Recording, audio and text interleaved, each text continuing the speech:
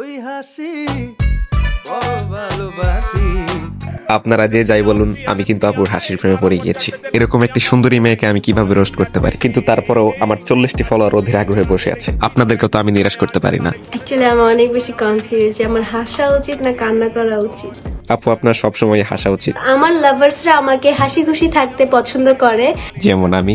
এই লাইভে হচ্ছে আমি জানাবো যে আমার অ্যাকচুয়াল রেজাল্টটা কি, ঠিক আছে? আপনার অ্যাকচুয়াল রেজাল্ট হচ্ছে আপনি 3 সাবজেক্টের ডাব্বা মারছেন।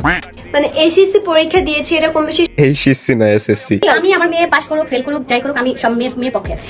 আপনার মেয়েরে আপনি এরকম বানাইছেন। 3 সাবজেক্টের ডাব্বা মারার পিছে মূল হাত হচ্ছে আপনার। যার জিনিস তার খবর নাই, পাড়া প্রতিবেশী একদম ঘুম দেয়। হ্যাঁ, আপনি সারা বছর টিকটক বানাবেন, ফেল করার পর পাবলিক রেজাল্ট নিয়ে ট্রোল করলেই দোষ। ওর লাইফের ফার্স্ট থেকে রোল 1 এবং 2 সেটা তো কেউ কখনো ক্লাস যাচাই করতে 1 থেকে হ্যাঁ, জিজ্ঞাসা করা হলো আপনার বাবার নাম কি, বললেন যে আমার দাদা মুসারা ছিল।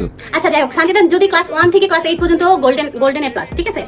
আপনার মেয়ে তো ভালো স্টুডেন্ট, তাইলে বোর্ড পরীক্ষা যা ডাব্বা মারলো কেন, তাও আবার 3 সাবজেক্টে? তো আমি হচ্ছে ক্লাস 9 এ যখন ও ভর্তি হয় তখন কিন্তু একটা অ্যাক্সিডেন্ট করে। ও আচ্ছা, তাহলে অ্যাক্সিডেন্টের জন্য মানে পড়াশোনা করতে পারে না আর কি, এটাই তো বলবেন। ওর মেরুদণ্ডের হাড়টা একদম লাস্টের যে হাড়টা ওটা সরে গেছে। ডাক্তার বলছে ওকে 3 মাসের বেড রেস্টে থাকতে হবে, রিস্কা জামিন কিছুই করা যাবে না। ওই 3 মাস তখন আপনার কোথায় ছিলেন? 6 মাস। ওই কি রে ভাই, একবার 3 মাস একবার 6 মাস। ক্লাস 9 এ থেকে 1 লাখ টাকা ইনকাম করে এটা কামাইটা ডাজন্ট নট ফ্যাক্ট। কামাইটা ডাজন্ট নট ফ্যাক্ট। আপনার মেয়ে যে কত ভালো স্টুডেন্ট ছিল।